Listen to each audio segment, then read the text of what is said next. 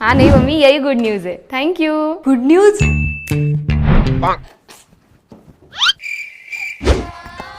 दीदी ये क्या देख रही हो आप? इस हालत में ना कॉमेडी वीडियोस देखने चाहिए। आप नया वीडियो देखो ना टेक अ ब्रेक का, शार्क आइडियल का। हाँ आप भी जल्दी जाकर देखो, उसमें मैं भी हूँ। प्रमोशन है दीदी, प्रमोशन।